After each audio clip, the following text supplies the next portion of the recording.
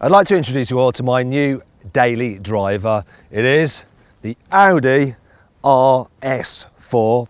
So this replaces the Volvo XC60 I was running previously, and I really love that car and I was sad to see it go.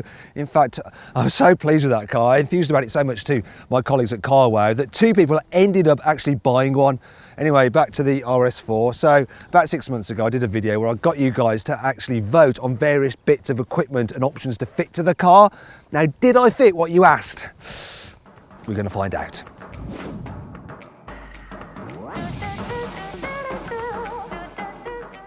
The first thing I asked you to choose was the colour of the car. So the options were red, green, blue or grey.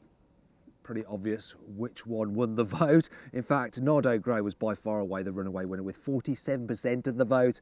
I was actually a little bit disappointed about that because I personally wanted the green one, but yeah, this is growing on me and I really like the way it shows at the contours, especially like the widened blistered wheel arches. It looks kind of cool. Next, I asked you guys to vote on the interior trim. So the first bit was about the inlays. So there's a choice of aluminium, anthracite or carbon.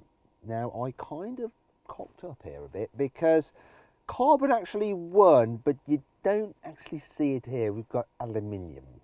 There's a reason for that. I actually really wanted the carbon, and when I was actually sending the email to Audi's press office to build the car, I left off the bit about the interior trim just by mistake. Kind of mad at myself for it, because when the car turned up and I saw that it didn't have the carbon, I was gutted. But I actually quite like it with this aluminium, which was like the default option. It still works. I didn't mess it with the second thing though. It was the seats, whether to go for the black leather or the lunar silver leather. As you can see, the lunar silver leather was the winner. I think they look really, really nice to help the interior stand out. But I've noticed one problem with them already. So I've had a passenger in this seat just twice now, and they had dark jeans on, and look at the mess they've left on the seat just from the dye in their jeans. Thankfully, if I lick my finger, you'll see that you can rub it off, but I've got a feeling I'm going to be doing a lot of cleaning of these seats. It's going to be interesting to see how they stand up over time.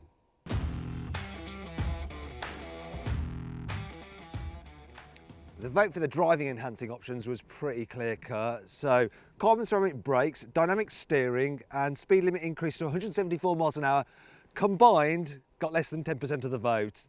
The overwhelming winners were the adaptive suspension and the sports exhaust, which I duly got fitted to this car. Now more about those later when I actually drive the thing.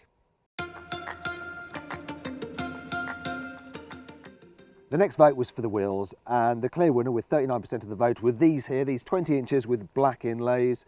The other options which you didn't go for were these wheels with either anthracite or silver inlays, another 20-inch wheel design, and of course the 19-inch standard wheels. I mean, who was going to go for that? The only thing I'm worried about with these wheels is just how easy they're going to be to curb. So what I wanted to do is click on the pop-out button in the top right-hand corner of the screen to vote how long it's going to take before I curb one of these wheels.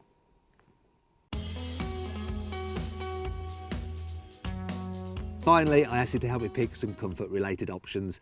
So the choices were a panoramic glass sunroof, LED matrix headlamps, electric front seats, privacy and acoustic glass, and extended ambient interior lighting. The most popular choice, with 42% of the vote, was the matrix headlamps.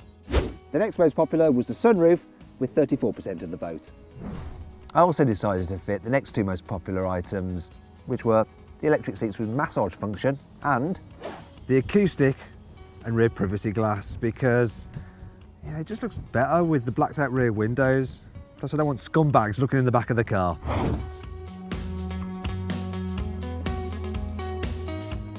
Now that is actually the end of the options that you actually got to vote on. However, I sort of went a little bit rogue and fitted a couple of option packs myself. So one of them was the comfort and sound pack. Now that includes a hands-free tailgate, but I'm not really that bothered with that.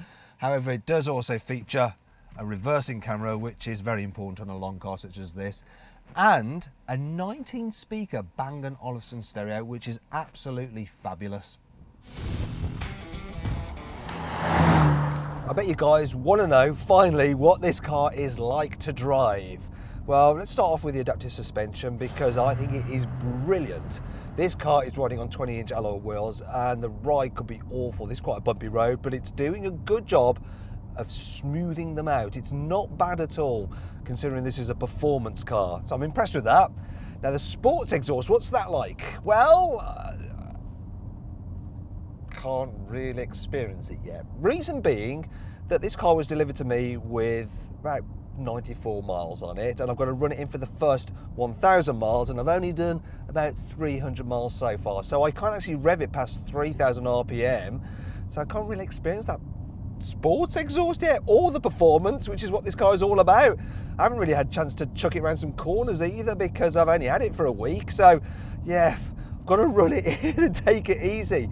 In fact, this weekend I'm actually going to lend the car to Sam, my producer. You going to take it, Sam? Yeah, because she's going to Essex, so she can put some extra miles on the car. You know, after it's running though, everyone else can sod off. I'm keeping it for myself, and I'll be reporting back on what it's like to drive, do things such as launch it, time it from 16 over the standing quarter, and let you guys hear that sports exhaust. I promise.